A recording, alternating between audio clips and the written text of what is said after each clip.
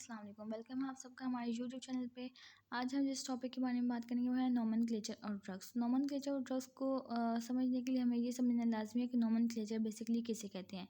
तो nomenclature basically हमारे पास है आर्ट ऑफ नेमिंग। जब हम किसी भी चीज़ को नेम करते हैं तो वो आर्ट जो है उसको हम लोग नोमेनक्लेचर कहते हैं। तो फिर रीज़न ऑफ नेमिंग ड्रग और नोमेनक्लेचर ऑफ ड्रग के बारे में हम लोग बात करें तो इम्पोर्टेंस और reason of nomenclature of drug ये है कि for the understanding of chemist और मेकर और डॉक्टर और पेशेंट, इन सब की अंडरस्टैंडिंग के लिए इम्पॉर्टेंट है ताकि फॉर्मेशन इजीली हो जाए, ड्रग्स की प्रिस्क्रिप्शन इजीली हो जाए और ट्रीटमेंट, और साथ ही साथ पेशेंट के लिए बाय करना और समझना उस ड्रग को इजी हो। तो इसलिए नोमेनक्लेचर बहुत ही इम्पॉर्टेंट है। ठीक है जी।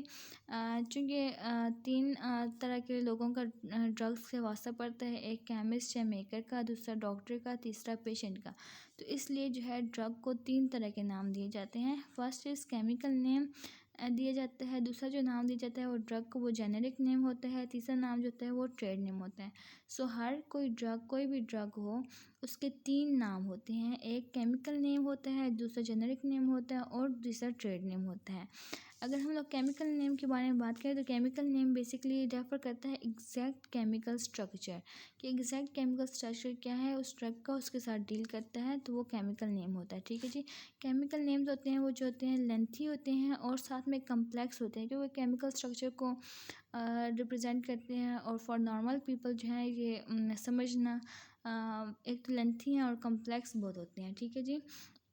और साथ ही साथ अनसूटेबल है for routine prescription in daily practice. ठीक है, इसलिए सब ये ओनली इम्पोर्टेंट है फॉर केमिस्ट एंड साइंटिस्ट जो कि बनाते हैं इन मेडिकेशंस को। तो इसलिए जो है chemical name is important for only chemist and scientist. ठीक है जी।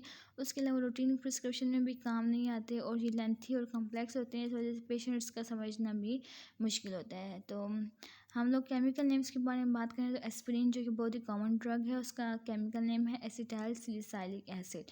जैसा कि आप लोग देख सकते हैं एक नाम एक तो लेंथी है, दूसरा कम्प्लेक्स है, इसलिए पेशेंट के लिए समझना और डॉक्टर्स के लिए डेली बेस पे प्रिस्क्राइब करना डिफ़िकल्ट है, इसलिए इसको हम लोग नॉर्मली एस्पिरिन कहते हैं, लेकिन इसका केमिकल नेम है एसिटाइल सैलिसिलिक एसिड।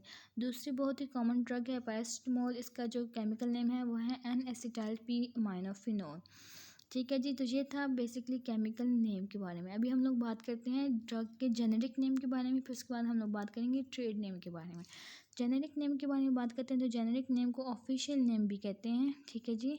ये मोर और लेस सिंप्लीफाइड होता है केमिकल नेम और drug, that's why they are not as lengthy as chemical name. Like chemical name की तरह लेंथी नहीं होते ये नेम, जेनेरिक नेम जिनको ऑफिशियल नेम भी कहते हैं।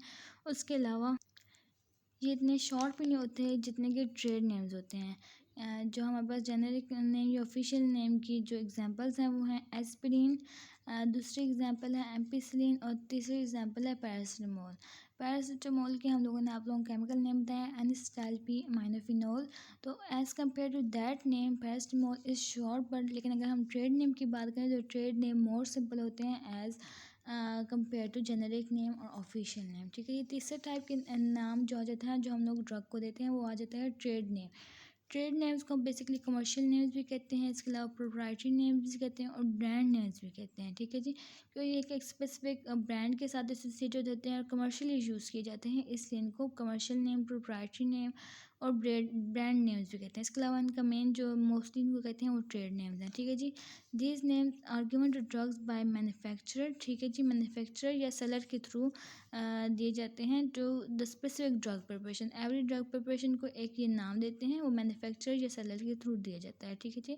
These names basically commercial properties होते हैं ऑफ फार्मास्यूटिकल कंपनीज। ठीक है, दैट्स वाई ये प्रोटेक्टेड होते हैं बाय कॉपीराइट, जो कि कॉपीराइट का सिंबल है ये आर इन द सर्कल, और ये लिखा जाता है आफ्टर द ट्रेड नेम, जो कि इंडिकेट करता है कि ये नेम रजिस्टर्ड है और रिस्ट्रिक्टेड है टू सर्टेन ड्रग मैन्युफैक्चरर। ठीक है जी।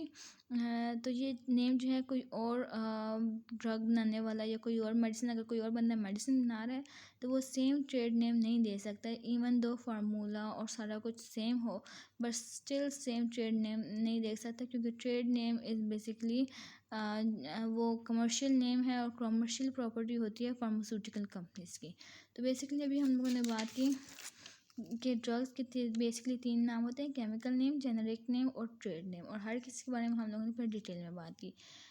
तो ये थी आज की वीडियो। अगर आप मज़ीद इस किस्म की वीडियो देखना चाहते हैं तो हमारे चैनल को लाइक, शेयर, सब्सक्राइब और कमेंट करना मत भूलिएगा। अगर आप किसी स्पेसिफिक टॉपिक पे वीडियो चाहते हैं तो हम वो लोग वो उस पर भी काम कर सकते हैं, तो आप लोगों ने बस कमेंट करना है। So thank you so much for watching.